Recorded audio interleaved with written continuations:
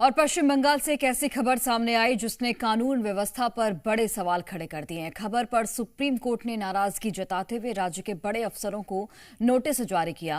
वहीं बीजेपी के नेता टीएमसी पर हमलावर हैं। दरअसल मालदा में मतदाता सूची के सुधार का काम करने पहुंचे 7 न्यायिक अधिकारियों को एक उग्र भीड़ ने बंधक बना लिया।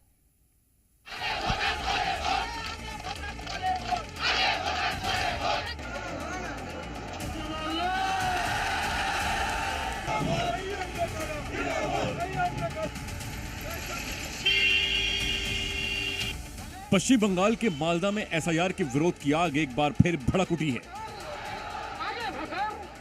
सूजापुर से शुरू हुआ बवाल अब ओल्ड मालदा के नारायणपुर और इंग्लिश बाजार तक फैल चुका है। हाल यह है कि नेशनल हाईवे 12 पर घंटों जाम रहा। टायर जलाकर, बांस जलाकर रास्ते बंद कर दिए गए। सड़कों पर प्रदर्शनकारी उतर आए और तो और पुलिस पर भी हमला किया गया। प्रदर्शनकारियों का आरोप है कि वैध मतदाताओं के नाम वोटर लिस्ट से काट दिए गए और खास तौर पर अल्पसंख्यक बाहुल इलाकों को निशाना बनाया जा रहा है। हम लोगों का यहाँ पे जो आदमी जो खड़ा है सबका नाम डिलीट हो गया है। एजुकेशन में था, उसके बाद डिलीट हो गया नाम सबका। कितने साल से आप लोग यहाँ पे? हम यहाँ पे 30-35 साल से यहाँ पे रहते हैं। मेरा पापा का साल हो गया लगभग 55-60 हो गया। मेरा बाप मेरा माँ का नाम है, लेकिन मैं 2 भाई हूँ। मेरा 2 भाई का नाम नहीं है। नाम है, हमारा मम्मी का नाम नहीं है। और मैं पूरा कागज उगज करके जमा दिया था, फिर 26 साल का नाम काट दिया। हालात तब और बिगड़ गए जब यादवपुर बाईपास पर उग्र भीड़ ने पुलिस वाहन पर हमला कर दिया। पत्थरबाजी में ड्राइवर घायल हो गया और इलाके में तनाव चरम पर पहुंच गया।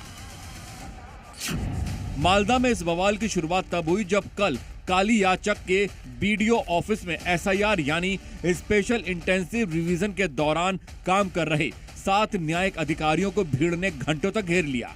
इनमें 3 महिला अधिकारी भी शामिल थीं। करीब 10 से 13 घंटे तक जज बंधक जैसी हालत में रहे।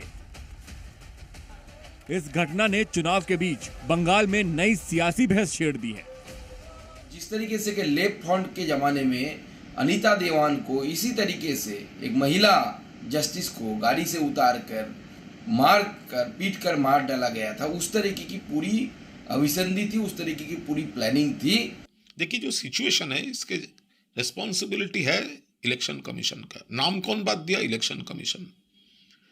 लीगल वोटर्स को हैरास कौन किया? Election commission.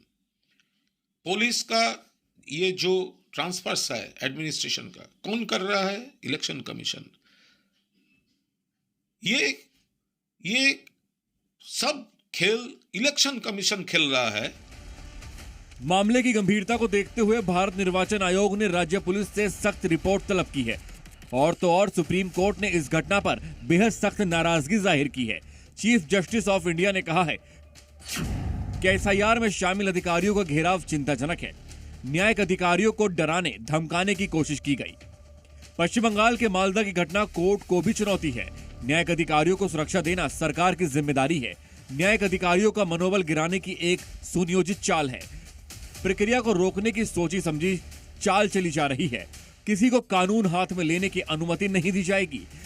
पश्चिम बंगाल के मुख्य सचिव और डीजीपी को कारण बताओ नोटिस जारी कर कोर्ट ने पूछा है कि उचित सुरक्षा इंतजाम क्यों नहीं किए गए थे। कोर्ट ने पूछा कि पुलिस अधिकारियों पर क्यों न कार्रवाई की जाए। अधिकारियों को 6 अप्रैल को ऑनलाइन उपस्थित रहने का निर्देश दिया है। हालांकि मालदा में स्थिति को काबू में करने के लिए बाहरी पुलिस और केंद्रीय बल तैनात है, लेकिन कई जगहों पर अब भी सड़क जाम और विरोध जारी है। अभी जहाँ पे हम लोग खड़े हुए हैं मालदा जिले के, यहाँ पे काफी सारे लोग जो है यहाँ पे एजिटेशन दिखा रहे हैं और बारी बारी एक जगह नहीं, पूरे मालदा जिले में काफ़ी सारे जगह ऐसा है जहाँ पे ये लोग एजिटेशन कर रहे हैं। और इन लोगों का ये कहना है कि जैसे कि इन लोगों का जो डॉक्यूमेंट्स है सही तरीके से इन लोगों ने जमा किया था, लेकिन फिर भी इन लोगों का नाम काट दिया।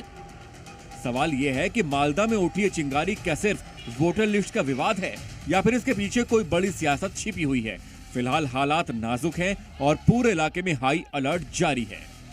मालदा से श्रेयसी गांगुली के साथ ब्यूरो रिपोर्ट, जी मीडिया।